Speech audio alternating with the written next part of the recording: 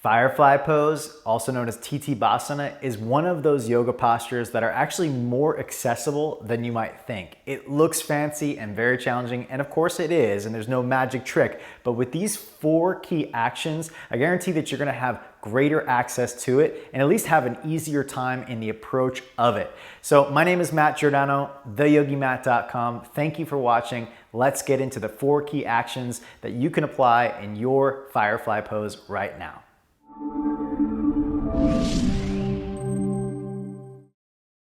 The hand is going to be catty corner on the block, gripping the block like so. And you're going to place that block behind, so you see my arms go inside my legs and the hands on the blocks, and they have to be fairly wide. So then you're going to sit down. Next step is to lift the heels up. Heels up. Okay. Fullness. That's pushing with my hands and rounding my back. Now, I flex my feet and squeeze in. Then you come down and give your wrists a break. Make sure you don't burn anything out. This by rounding the upper back, pushing. Squeeze the legs in toward each other. Keep squeezing the legs in towards each other on the arms. And now turn the legs in. You'll know your feet will go out when you turn your legs in. So it's your upper thighs that turn in. Okay? Upper thighs turn in. Okay? Then come back down, relax. Now, so fullness in the upper back, squeeze the legs inward toward each other, keep squeezing them in, turn in, then 4th step is to straighten, okay?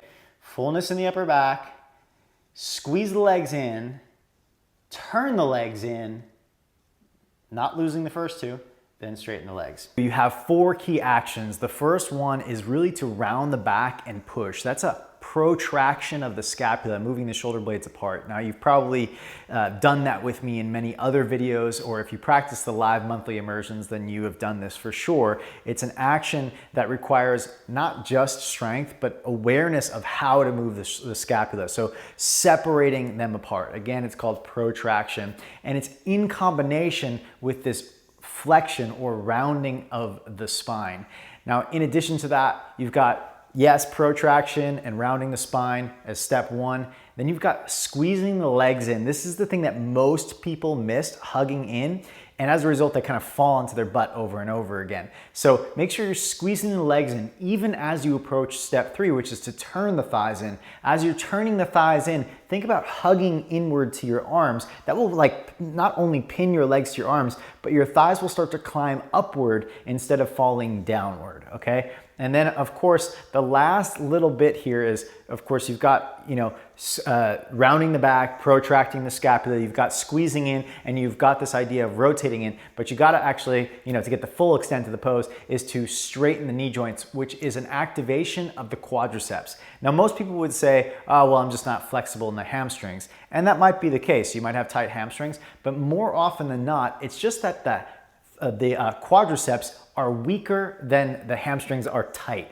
So rather than trying to just stretch your hamstrings, my suggestion is strengthen your quads against the tension of your hamstrings. Use the tension of your hamstrings as a benefit to develop strength for the quadriceps. So if you're liking this video so far, please subscribe to my YouTube channel, or if you're on my blog right now watching this on TheYogiMatt.com, then please share this on your social media channels so others can benefit from it. So you take your arms between your legs and place them on the blocks. Again, that catty corner kind of shape, with just like you did in Bhujapadasana. And then you sit here and you walk your feet in. One foot stays planted while the other leg, this is the important part, and notice my hands are too close together for this.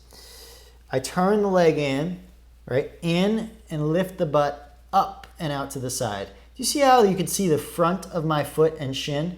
Whereas a lot of people will do this and you'll see the bottom of the foot. But you see how you see the front of my foot? So that means I'm really turning the thigh in as I stick the bum up and say, hey. Then I do the other side. Turn in as I straighten. So you see the top of my kneecap almost, right?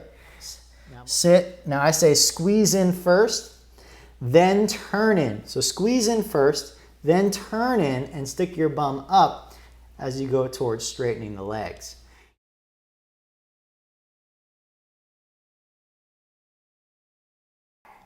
Step one, you come on down here, okay, and sit onto your feet. Now, the actions. Fullness in the upper back, so I push through my hands. Action 2, squeeze the legs in toward one another. Action 3, turn the legs in and the feet will go out. Turn the thigh bones in, that is. Step 4, or action 4, is straighten any degree the legs. But you see how the upper back is still full? All right. I hope that these 4 actions gave you a little more access to Titibhasana. Remember, of course, it takes time, repetitive and focused practice in order to get anything fully integrated into your body. If you're on YouTube right now, make sure you click the thumbs up button, share it and subscribe. And if you're on my blog, that's the best. Please make sure that you share this blog with others on your social media channel so everyone else can also have access to these techniques. If you want to practice with me more, the best way to do so is I've got monthly immersions. This was taken from March of 2021. So if you want to jump into this specific immersion, it's called Move, Breathe, Release. It's a yoga, pranayama, and meditation immersion. But I also teach monthly immersions with specific focuses. So if you want to develop your practice, that's a great way. I also have 200-hour online trainings, 300-hour online trainings. So whether you want to get certified to teach yoga or you want to up level to the 500-hour, I've got it for you on TheYogiMatt.com. Thank you so very much for watching and look forward to sharing more with you soon. Take care.